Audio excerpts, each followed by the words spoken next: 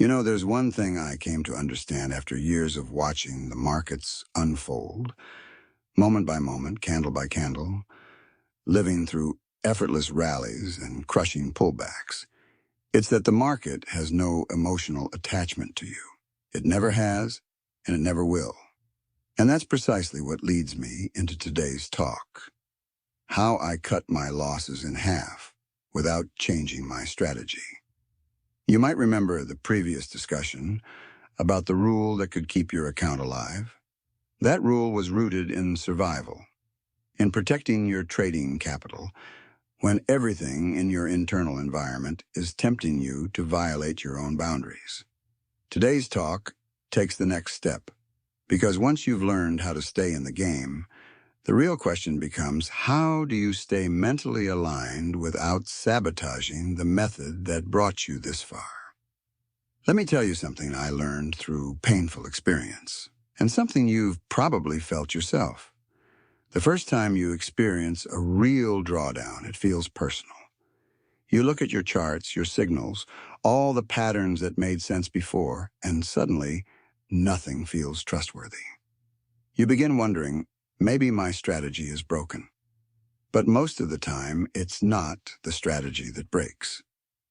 It's the trader who breaks their own psychological framework. Think about that for a moment. Have you ever seen two traders use the exact same system, yet produce completely opposite outcomes? One gains consistently, the other loses consistently. Why? Because one executes with unwavering alignment to their rules, while the other collapses under the emotional pressure that comes the moment the market moves against them. The market tests the trader's mindset long before it ever rewards their method. Now, when I say I cut my losses in half, I don't mean I discovered some hidden pattern or mystical indicator. What I learned was to stop fighting the internal conflicts that made me violate my rules. Every strategy has a natural rhythm, a probabilistic flow. And if you keep questioning that flow every time fear surfaces, you disrupt the very edge that gives the system value. I stopped doing that. I stopped adjusting trades out of fear or greed. I learned to treat my stops as commitments, not suggestions.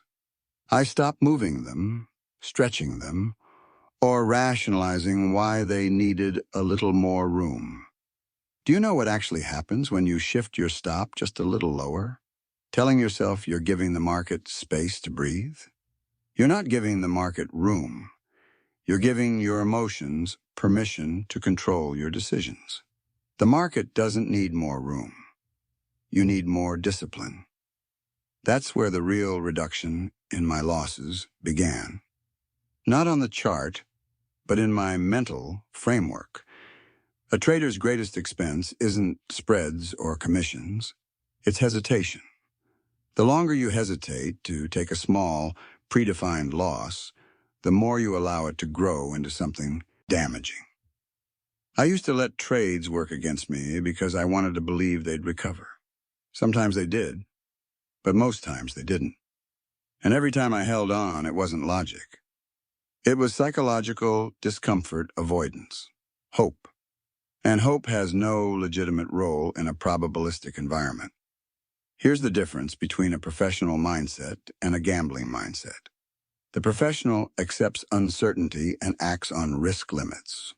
The gambler rejects uncertainty and seeks emotional comfort. That's all it is. Cutting losses isn't a punishment. It's a demonstration of internal alignment. Now here's the interesting part. When I began cutting losses faster, my strategy didn't change at all. Same entries, same setups, same chart structures.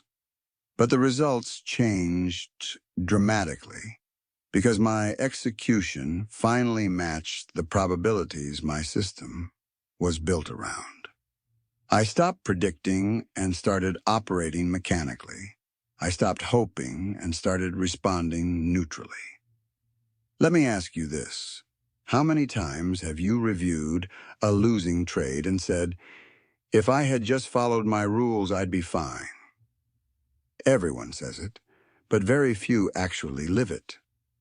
Because when the red numbers start flashing, logic disappears and untrained instincts take over. That's when your mental framework either stabilizes you or collapses entirely. You might remember that rule from the last talk, the one about preventing catastrophic losses. That was about preventing destruction. This one is about preventing deterioration. Cutting losses in half wasn't about being fearful. It was about being grounded enough to recognize that small losses preserve your flexibility, financially and psychologically. In trading, flexibility equals power. After that realization, I started watching the charts differently. I used to stare at price as if it were a confrontation. Now I view it as information. Neutral, impersonal, fluid. I don't try to bend the market to my expectations. I interpret what it's showing me and position myself accordingly. When the environment shifts, I step aside. No emotion, no regret, no narrative, just the next moment, the next trade. That's what escapes most traders. They think the goal is to be right, but being right is irrelevant if it costs you. The real goal is to extract money from the market, and that requires accepting wrongness as a natural part of the game. The objective is not perfection. The objective is managing risk. Every trade is a test of your emotional neutrality, not your intelligence. The market has no interest in how smart you think you are. It only reflects how well you adhere to your principles under pressure. Have you ever noticed how your best trades usually move smoothly from the beginning? That's not coincidence. That's alignment. The market rewards timing, clarity, and patience, not stubbornness.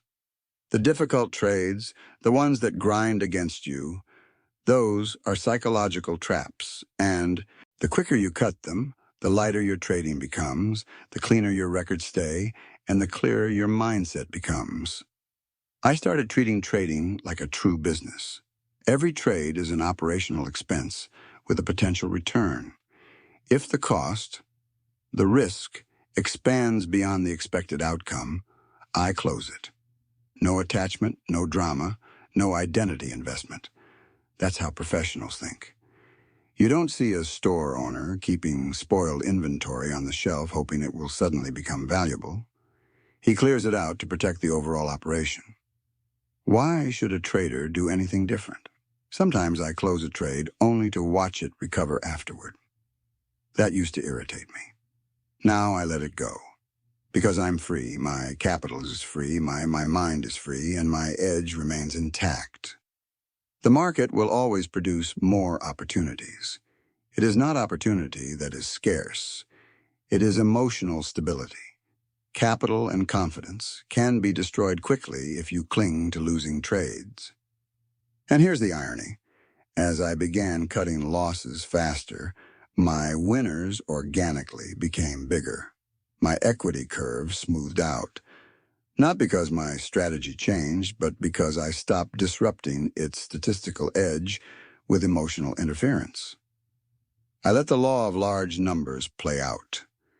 Have you ever noticed that the most skilled traders rarely obsess over their big winners? They focus on minimizing damage. Because trading isn't a confrontation with the market. It's a confrontation with yourself.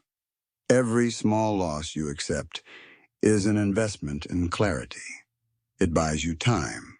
It buys you mental stability. And in trading, surviving long enough to capitalize on your edge is everything. Most traders are obsessed with doubling accounts. I became obsessed with protecting mine. And once I cut my losses in half without altering a single component of my strategy, I finally saw what real progress looks like. It's not about perfection. It's about precise, consistent behavior. Small losses protect big opportunities. That idea feels simple, but it is the cornerstone of every trader who has endured bull and bear cycles. The entire game of speculation isn't about winning every trade. It's about staying psychologically and financially intact long enough to catch the powerful, clear moves when they appear. You can't do that if your capital has been drained by oversized, emotionally driven losses. Think about it. Every time you take a disciplined, controlled loss, you're not failing. You're paying the cost of staying in business. You're buying clarity because markets, just like seasons, are always shifting. You cannot force a trending environment when the market is not offering one. But if you've protected your resources through uncertainty, you'll be ready when the conditions align. Most traders never reach that stage. They drown long before conditions improve. Let me tell you something. It's not the losing trades that destroy accounts. It's the refusal to accept them. The moment a trader decides that a small, predefined loss is unacceptable, they plant the seed for a catastrophic one. The market gives you a clean exit, and instead you choose emotional comfort over professional execution. You justify the decision with stories and beliefs, but the market doesn't respond to beliefs. It responds only to behavior. Have you ever observed how traders defend a losing position with more passion than they used when they entered it? It's a common pattern. That's because ego steps in. Ego wants to be right. Ego wants to defeat the market. But the market doesn't argue. It reflects, and its reflections can be painful. That's why taking a small loss isn't weakness. It's psychological maturity. It shows that you value opportunity over ego. Let's talk about opportunity. The biggest profits in trading don't appear daily. They appear a few times a year, maybe even less. The clean trend, the momentum move, the textbook breakout with follow-through. Those are the trades that make your year. But to capture them, you need capital, clarity, and mental lightness. That's what consistent small losses buy you. The ability to strike when the environment becomes favorable. I have seen too many traders miss the best setup simply because they were still emotionally damaged from a prior loss. They hesitate, question themselves, doubt every signal. They tell themselves, I'll wait until I feel confident again. But the market doesn't wait. Opportunity moves on. When you protect your capital through small, routine losses, you don't have to rebuild your emotional foundation before acting again. You're always ready. You may remember that previous rule, the one about preventing a single trade from destroying everything. This ties directly into that. Because protecting future opportunities begins with ensuring that no small mistake grows into something catastrophic. When you limit your losses early, you're protecting much more than money. You're protecting momentum, awareness, emotional equilibrium.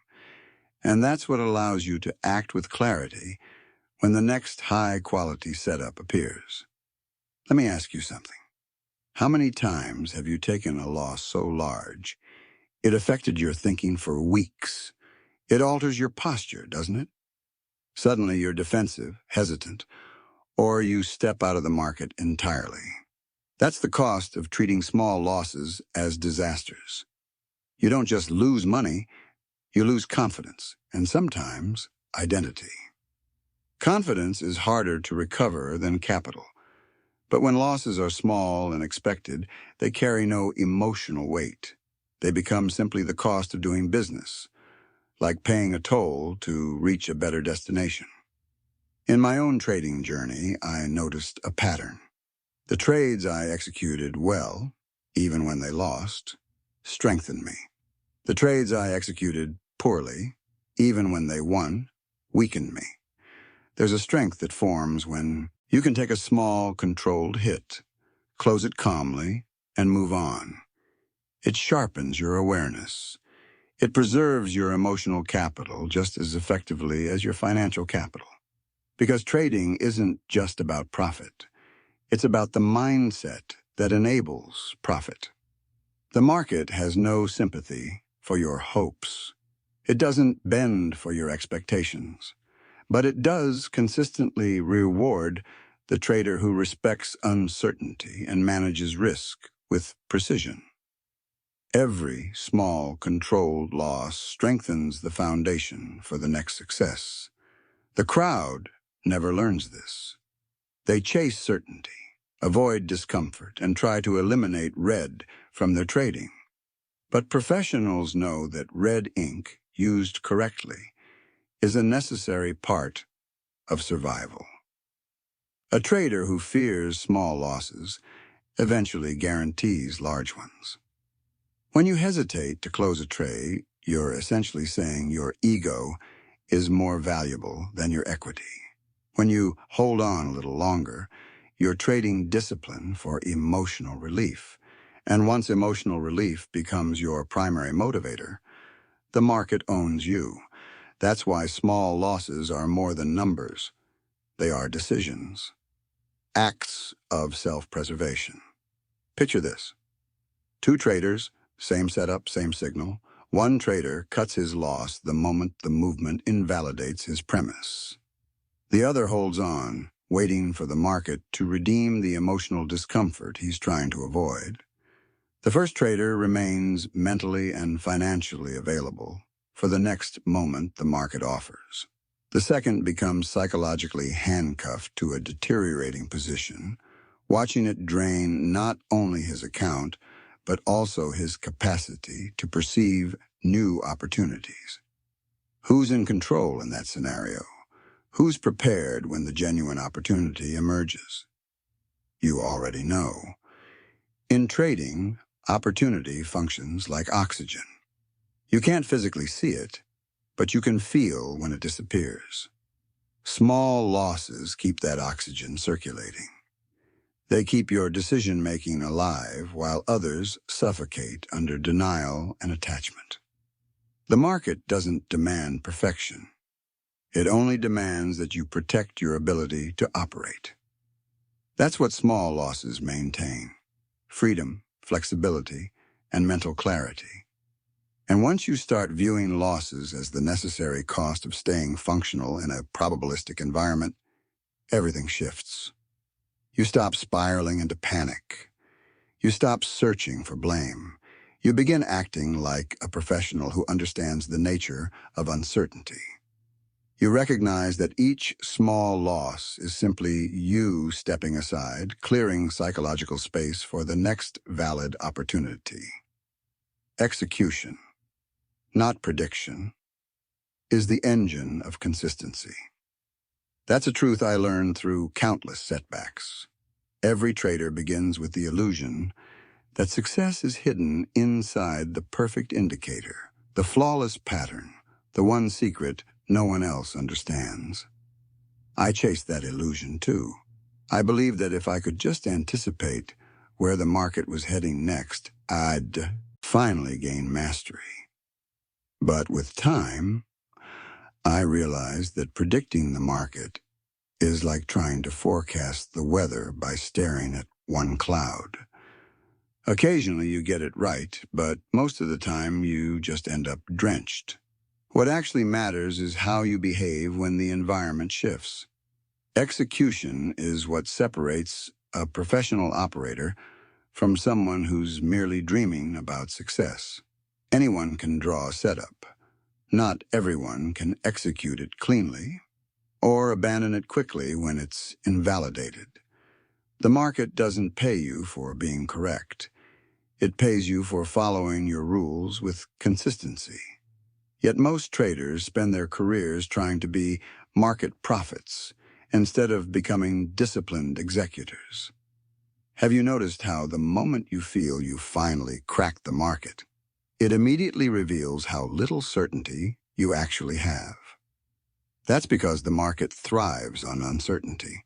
Its movements are designed to test emotional discipline, not intellectual knowledge. The market shakes out the weak hands. The emotional traders, the ones who think understanding structure is enough. But knowledge without execution carries no value. You can memorize every pattern ever created, understand every candle, master every indicator. But if you cannot act with precision when it's time, or exit with precision when you're wrong, you gain nothing. When I finally stopped trying to outguess the market and began centering my attention on consistent execution, my entire approach transformed. I realized my edge wasn't built from foresight. It was built from discipline. I began treating each trade like a business decision rather than a prediction contest. If my system signaled, I entered. If the market invalidated the setup, I closed it. No stories, no justifications. My job wasn't to forecast. My job was to execute a predefined plan. You remember the previous rule about protecting your account from destruction. That concept is enforced through execution. Without consistent execution, any rule becomes an empty sentence, buried in an old notebook. Most traders believe consistency means a high win rate. It doesn't. Consistency means showing up and applying your process the same way, regardless of how you feel or what the market appears to be doing. You can lose half your trades and still grow if your losses are contained. You can win nearly all your trades and still blow up if your losses expand unchecked. Consistency is not about a single outcome. It is about the cumulative behavior behind hundreds of trades. Execution creates that cumulative stability. Prediction destroys it. Do you know why prediction feels so intoxicating? Because it feeds the ego. Being right feels powerful. You post your chart, price touches your level, and you feel like you've unlocked the code. But the moment you're wrong, everything unravels.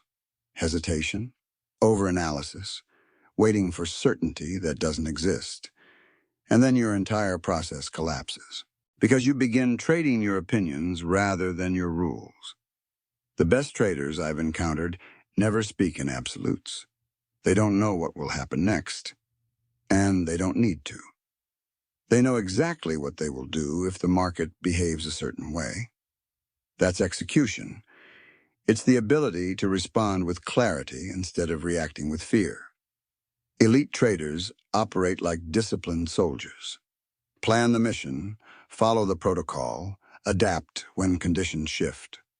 No emotional theatrics, no ego battles, just structured response. I once believed the key to success was predicting trend reversals. I spent hours trying to call tops and bottoms. Sometimes I nailed them, but far more often I got steamrolled. Then one day, I asked myself, what if I stopped trying to impose my expectations on the market and simply execute based on what the chart is actually showing? From that moment, the market slowed down. I stopped fighting it. I started flowing with it. It's interesting. People think execution is purely mechanical, but it's really emotional discipline camouflaged as logic. You must train yourself to enter without hesitation, to cut losses without regret, and to let winners unfold without interference. That's something prediction will never prepare you for. Prediction activates imagination. Execution tests your emotional thresholds. Every time you execute well, even on a losing trade, you strengthen your statistical edge. Every time you hesitate, you erode it. That's why I tell newer traders, stop trying to be right. Start trying to be consistent. Consistency is born from behavior, not beliefs. Execution is like a trader's muscle memory, the unseen discipline, the private commitment that no one applauds but everyone envies in results. It's the quiet follow-through during moments of fear, uncertainty, or temptation. That's what builds stability. Because long-term, the market does not compensate the trader who predicts best. It compensates the trader who performs best under pressure. When you finally grasp that truth, You stop chasing forecasts and begin mastering execution. You stop guessing and start responding. Being wrong small is far more powerful than being right big. That's a lesson no book can truly teach. You learn it from experience, often painful experience. Every trader, sooner or later, knows the feeling of being right about direction and still losing money. You forecasted the move perfectly and still ended the day in the red. That's when the deeper truth emerges. This game isn't about being right. It's about managing the cost of being wrong. The crowd worships accuracy. They want to brag about catching perfect bottoms and selling exact tops. Professionals don't care about that. They care about exposure, about risk, about preserving the capital required to stay in the arena. Amateurs want to win debates. Professionals want to survive long enough to exploit their edge again and again. And that's why being wrong small forms the foundation of every trader who lasts. Have you ever noticed how some of the biggest account blow-ups happen to the most intelligent people in the room? Because intelligence breeds attachment. You become convinced your analysis must be right. You argue with price because it contradicts your logic. But the market doesn't care about your logic. It communicates only through movement.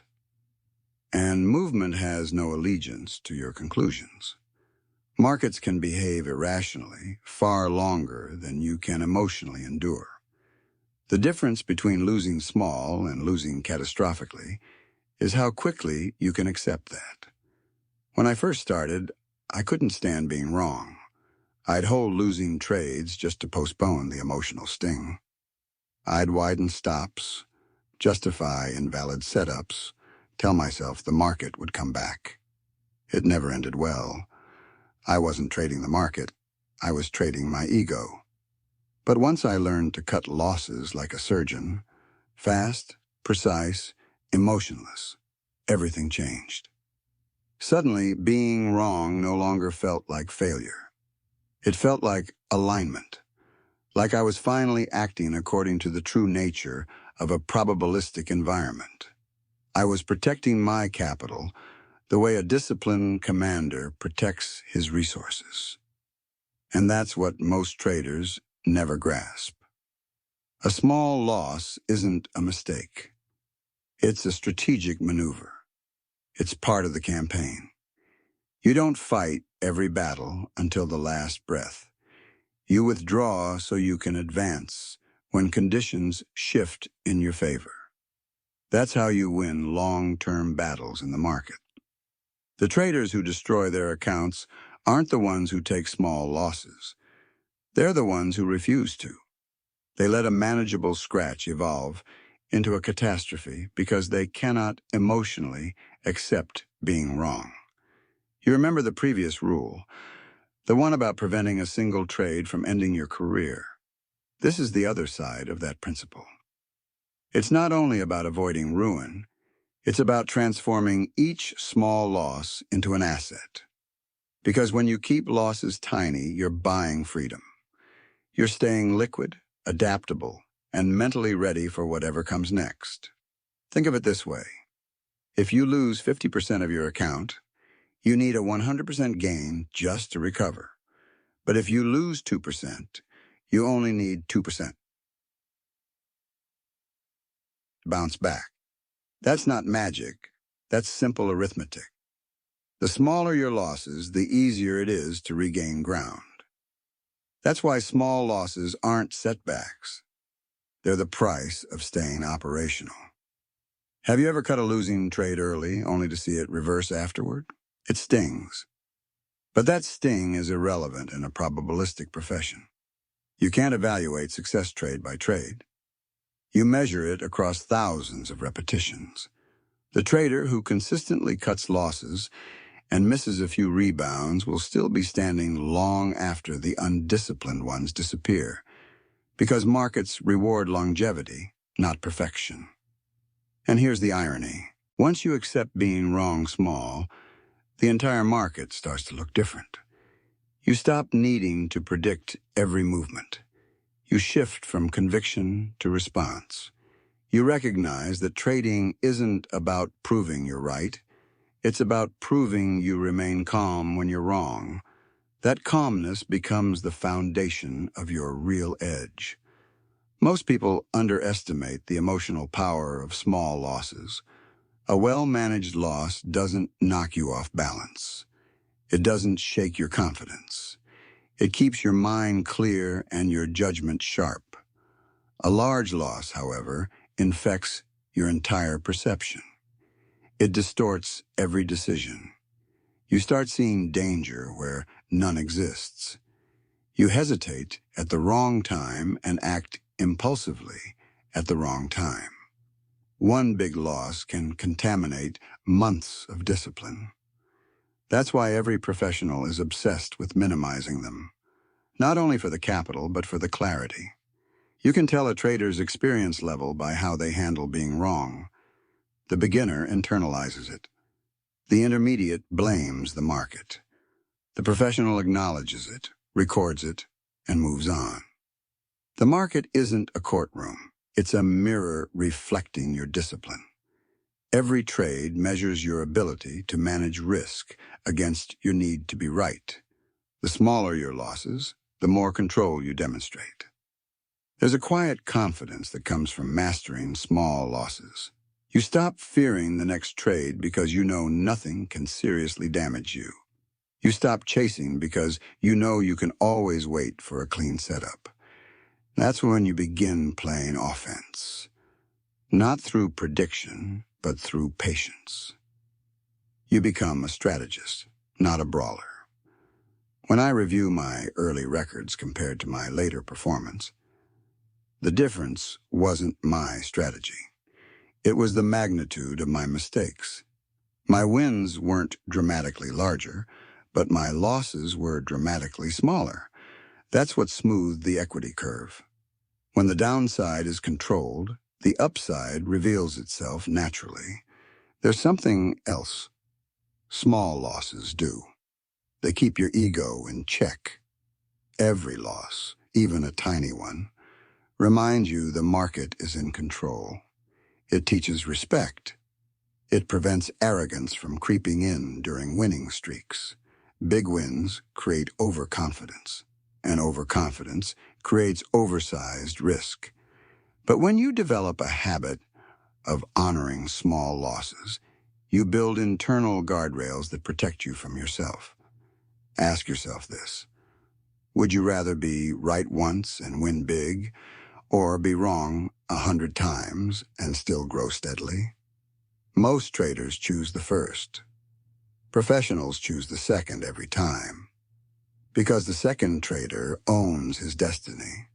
The first is gambling on luck. Being wrong small gives you the greatest edge of all: staying power. You can endure losing streaks without emotional implosion. You can navigate poor conditions without spiraling into panic.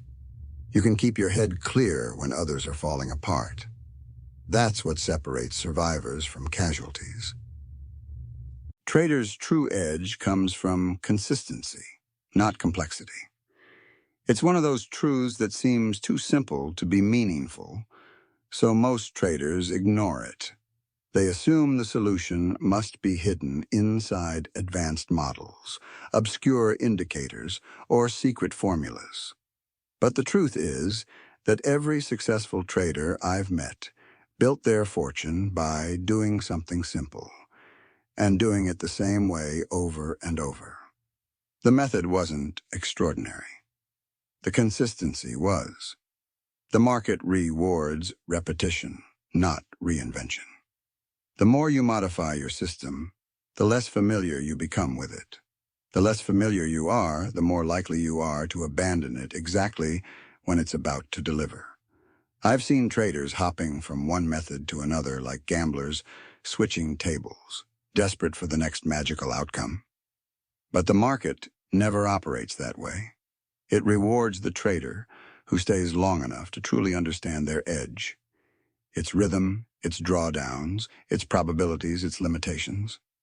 Have you ever met a trader who's been at it for years but still can't find stability? It's rarely because they lack intelligence.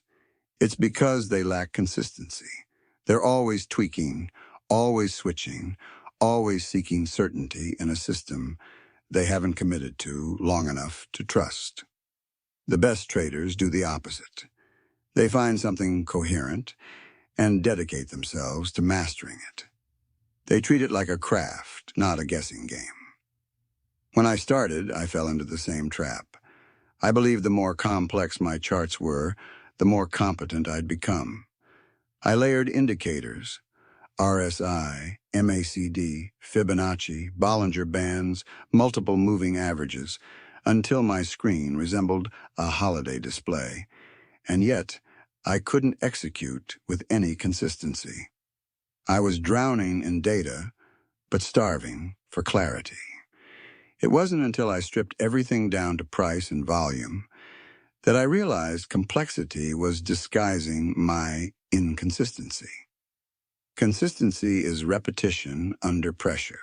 It's doing the same thing when conditions are smooth and when they're chaotic, when you feel confident and when you feel doubt creeping in. That's what builds trust. Not trust in the market, but trust in yourself. Every time you follow your plan exactly, you strengthen that trust. Every time you violate it, you undermine it. And trading ultimately comes down to one thing. Not faith in the market, but faith in your ability to behave consistently within it.